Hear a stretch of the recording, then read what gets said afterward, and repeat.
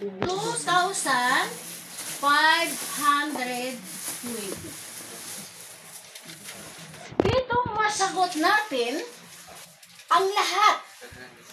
Mga sikreto na natago noon na kailangan na ihayag na dahil panahon na.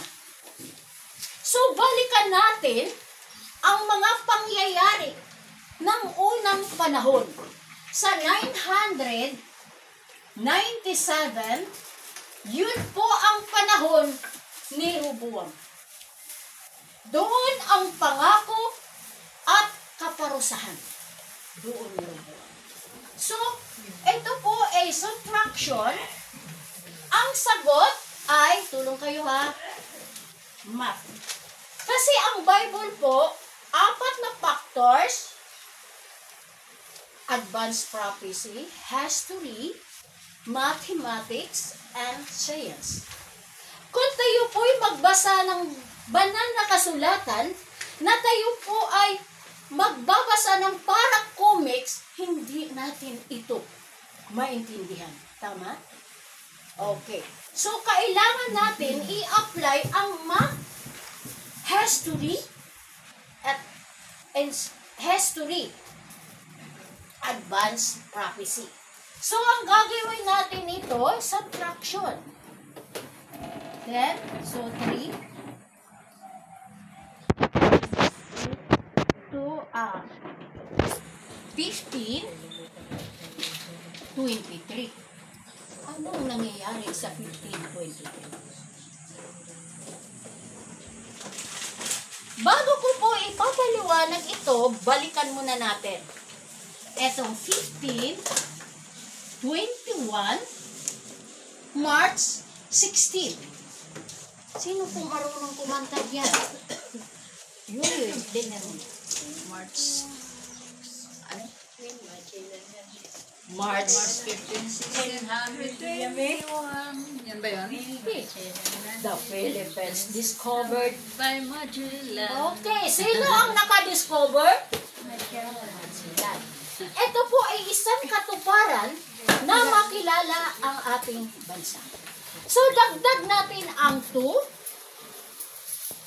15, 23. 1523. So, anong makasaysayang pangyayari nito?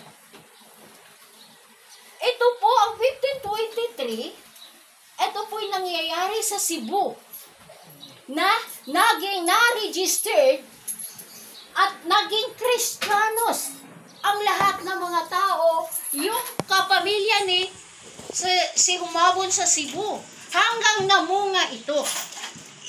At naniniwala sila na Kristiyanos, naging Kristiyanos.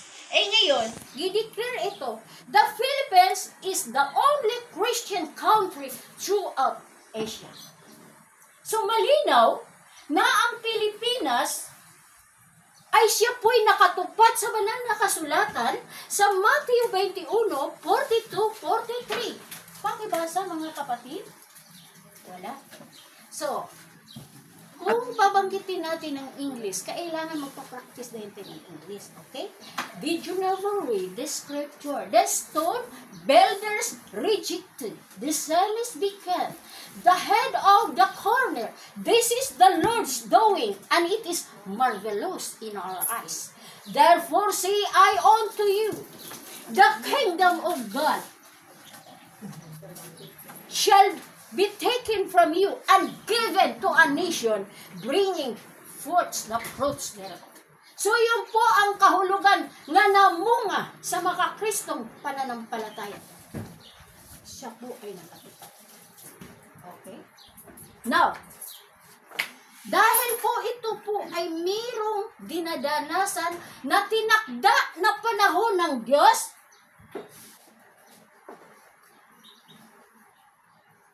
$390 according to Ezekiel chapter 4 verse 5. 3, turo naman kayong on.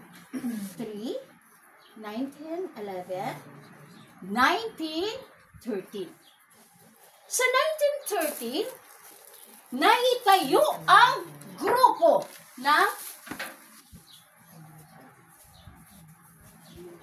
Iglesia ni Cristo? 1913. Now, add tayo ng isang taon. 1914. Na-registered na ang Iglesia ni Cristo. Okay? Ayon po sa Jeremiah 25 verse 12. Anong sabi? 70 years. Yun po ang tagal na mangyari-yari ito. Pero hindi pa naabot ng 70 years. 68 pa lamang mayroon nang nangyayari. 25:12. Okay, 25:12, Jeremiah. Mayroon nang nangyari dito sa 68. 68. Jeremiah 25:12. At mangyayari pagkaganap ng 70 taon na aking parurusahan ang hari sa Babylonia at ang mga bansang yaon. Sabi, at ang bansang yaon, sabi ng Panginoon, dahil sa kanyang kasamaan at ang lupain ng mga Kaldeo ay aking gawing sira magpakailanman. Okay, so hindi pa nakaabot dito, meron na pangyayari. So i-add natin ilan? 1982. Ano po ba ang kaganapang nangyayari? 1982, ang right hand sa Iglesia ni Cristo humiwalay at nagtayo ng isang grupo at sinira ang kanyang pinanggalitan sa 1982. Okay? Now, 1982 din naitayo sa Security Exchange Commission ang Kingdom of God through King, the founder of the Kingdom of God, Her Majesty King Philemon Ondoc Riyambunansah. Walang ibang tao na kapagtayo sa kaharian ng Diyos kahit saan niyo babasahin, kundi ang Supreme Founder of the Kingdom of God, King Philemon Ondoc Riyambunansah. Palakpakan naman natin ang ating Supremo. Okay? Now, ngayon, 1914, ito po ang una na pinahiran o sugo na maibalik dito sa Pilipinas para mapapatunayan sa 1982 na maitayo ang kaharian ng Diyos na hindi po pwede 1983. Hindi po pwede 1981 magkamali ang kasulatan. Kailangang maitayo ito sa July 27. Iyon po ang diktat ng Espiritu Santo. Kailangan maitayo ang kaharian. Walang iba na nakapagtayo sa kaharian. Ang ating Supreme Founder of the Kingdom of God. Now, dahil nito, sila ang una, siya ang last. Siya ang kasunod. Hindi po pwedeng angkinin niya, sila ang unang lumabas na babalik sa Pilipinas para mapapatunayan nga itong taon, July 27, 1982. Dito sa taon na ito, maitayo ang kaharian ng Diyos. Hindi ako mahihiyang sasabihin sa inyong lahat, sa buong mundo, na ang Pilipinas ay magiging ecclesiastical capital of the world. At magiging riches of all the world ang Pilipinas dahil sa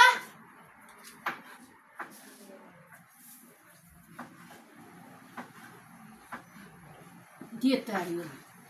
Dahil sa kayamanan sa Pilipinas, maging mayaman ang ating bansang Pilipinas at masakop niya ang buong mundo sa huling mga araw. Dito itatayo ang maputing trono sa kaharian ng Diyos sa ating bansang Pilipinas. Palakpak naman kayo dyan sa bansang Pilipinas. Dito itatayo dahil sa kayamanan sa Pilipinas, white gold. Ano bang white gold?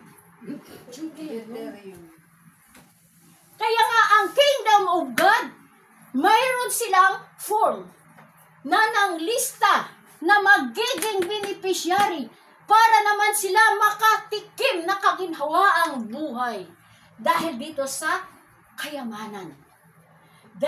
At ang makatanggap dito yung mga anak ng Diyos na sumusunod sa Kanya. Ito ang makatanggap, magiging beneficiary. Pero ngayon pinagbigyan pa. Pero darating ang panahon, magbabago din sila. Diba?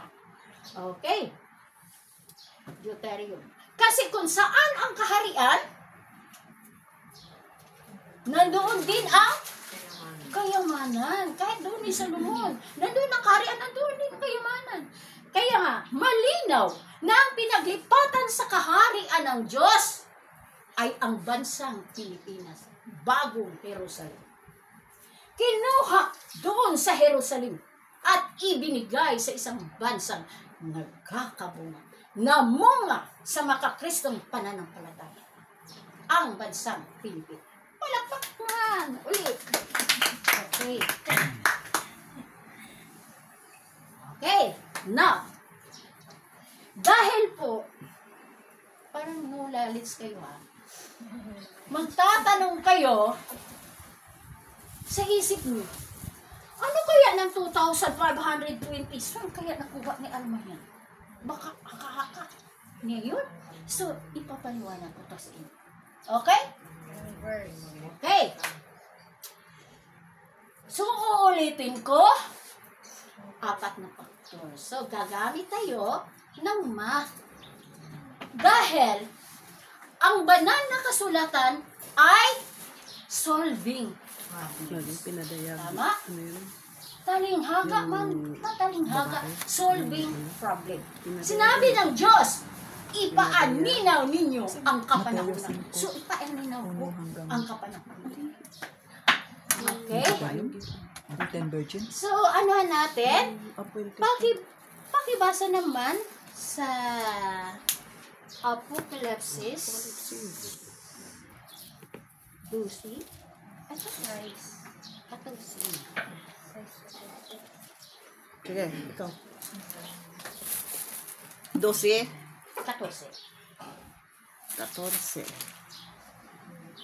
At sa babae ibinigay ang 2 pakpak mula sa harap ng ahas. Inilipad sa ilang mula sa harap ng ahas hanggang sa kanyang tahanan sa pinakakandilihan sa kanyang isang panahon, mga panahon at kalahati ng isang panahon. Answer. Apocalypse chapter 12 verse 6. Verse 6. At tumakas ang babae sa ilang na doon siya'y ipinaghanda ng Diyos ng isang dako upang doon siya ampuning 1,260 araw. Uulitin ko po ang nabasa sa banal na kasulatan. At ibinigay sa babae ang 2 pakpak sa malaking agila upang ilipad sa ilang mula sa harap ng ahas hanggang sa kanyang tahanan na pinagkandilihan sa isang panahon, mga panahon at kalahating panahon. Answer. At tumakas ang babae sa ilang. Doon siya pinaghanda ng Diyos ng dako at doon siya ampunin 1,260 araw. Matalingaga, no? Mahirap intindihin. Pero ang aking kaalaman, hindi ito akin kung galing sa ating divine mentor, King Philemon on the Priambonanza. So, gagamitin natin ang leap x equals the number para malaman natin kung ano ang value sa x.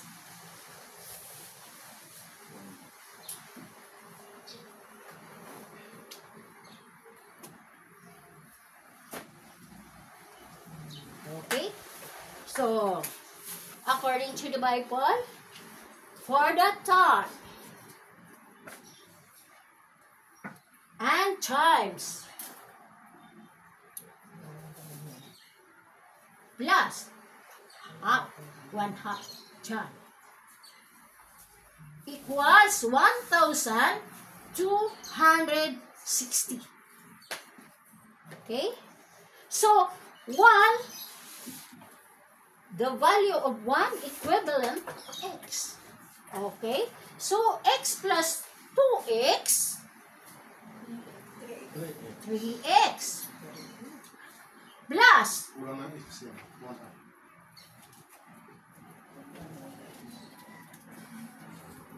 plus 1/2 x equals, 1,260. very good, 1,260. 3x plus 1/2 x. We cannot add the integer number, so multiply both terms by less common denominator. So, multiply by 2.